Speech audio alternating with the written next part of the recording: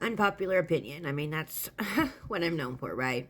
Yes, I look like trash today because Monday is trash. Sue me. Here's the thing with this whole entire situation that's going down. No, Mandi is not the person who said something about Mali's child. However, it was Mandi's page. Teddy Bear brought up the child, saying that Mali was dry begging for her child. Mandi agreed with her very quickly and never shut it down and said, "We don't bring up kids over here." Mandi, you say you apologized, but here's the thing. It is a consistent thing that things go down on your platform and then you apologize, you cry, and then the same type of behavior happens. You sit in your own little live, in your own little box, and let all of your quote-unquote bodyguards run and try to fix the situation for you. But as a grown-ass woman that is almost 50 years old, as a grown-ass woman that made the decision to start going live and have your own platform, you need to be able to stand up for yourself. You have to be thick-skinned to an extent, especially on this side of TikTok. If you're going to be quote-unquote awareness. Like, I don't even consider myself awareness. I'm messy as fuck sometimes. But I don't consider myself awareness. I don't like that label. I don't even like to label myself. And if I'm going to label myself, I call myself a whole fucking T-page. But I have thick skin. And when I fuck up, I take accountability. I sincerely take accountability. If you are going to make mistakes on your platform, you're human and we all do it. However, you cannot apologize, cry, and then turn right around and do the same type of shitty behavior and think that that's okay. I'm going to be honest. I have came to your defense so many times.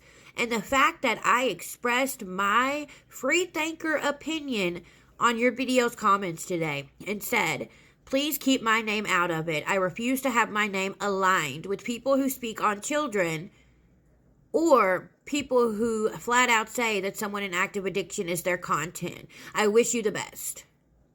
And you blocked me. Bam, you blocked me. I was so respectful. I mean, you know what? Block me. I don't care. I don't watch you like that anyway. I've already told you. I think it's shitty as fuck that you stream Lisa's live streams, especially with your gifts on. But it is what it is. You're going to do what you're going to do, Booski. And it doesn't matter if it's right or wrong. You do not care. You want to grow a platform off of the back of an addict. People have told me forever that that's what I did. But if you've been here a while, you would know that you couldn't be more wrong. I've never streamed LR. I have never posted screen recordings of LR. Have I sent her prayers? Have I wished her well? Have I told people to stop being fucking rude? Absolutely. Absolutely.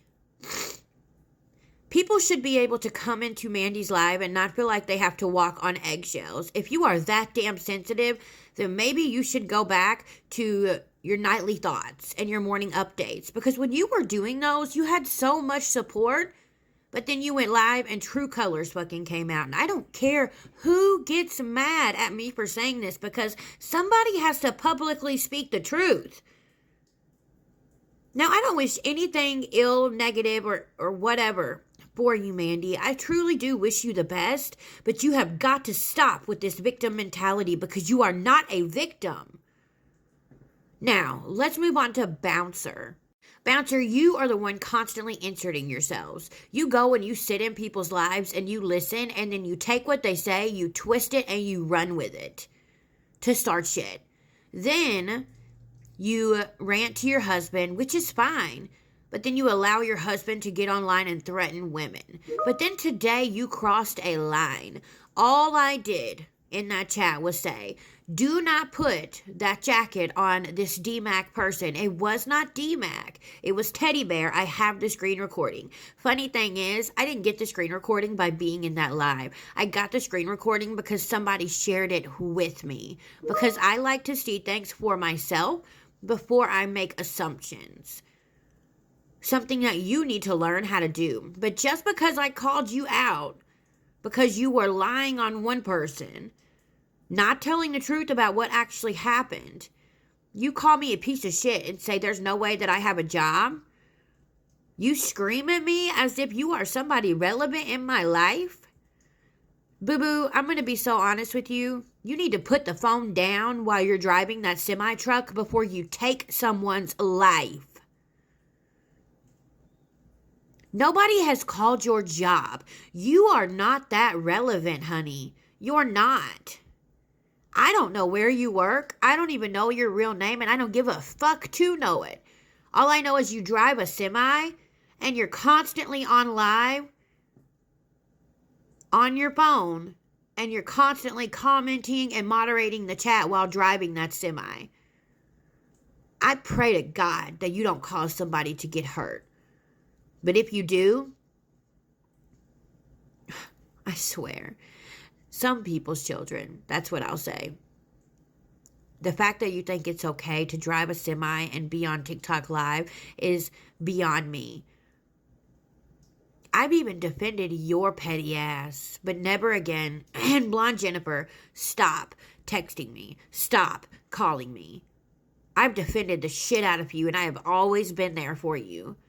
The fact that you sat there in your live and allowed Bouncer to scream at me and talk to me like that, I don't want to hear. I have to go back and listen to it because I didn't hear it. The fact she was screaming. How did you not hear it? Stop trying to be the bodyguard. Stop trying to be the solve-all, fix-all.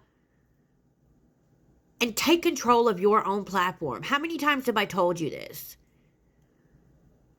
When you are live on your platform, you need to have control of that live. And if you can't control the live, then you need to shut it down and step away.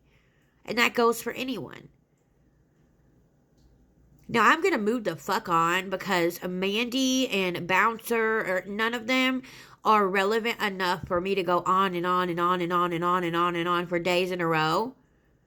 But I meant what I said when I said, to heck with every single one of you. I wish all of you well, but at this point, none of you exist in my life. Keep my name out of your mouth, because the only way that I'm going to be popping back up is if my name comes out of any of your mouths. Then you're not going to get rid of me. Keep my name out of your mouth, and yours will stay out of mine. Have the day that you deserve.